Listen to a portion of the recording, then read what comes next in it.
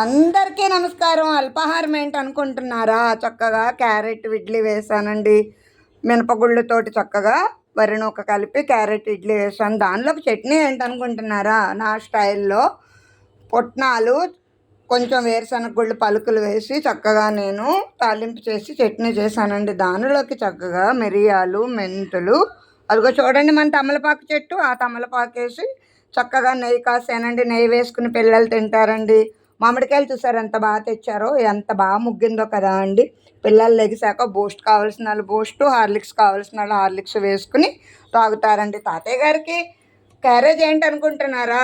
చద్దన్నంలో పెరిగేసానండి. జిల్లాలు మారి వచ్చాయండి అరటిపళ్ళు. అవే 2 అరటిపళ్ళు విడిగా బాక్స్లో వేస్తానండి. చూసారా ఈ చెట్టు ఎంత బాగుందో కదా, పచ్చిమిర్చి చెట్టు. పచ్చని చెట్టు మీద పిచ్చికి పెద్ద మనిషి అయింది అనేవారండి మా చింతనంలో. చూడండి ఎంత బాగుందో కదా. ఉంటాను, బై బాయ్.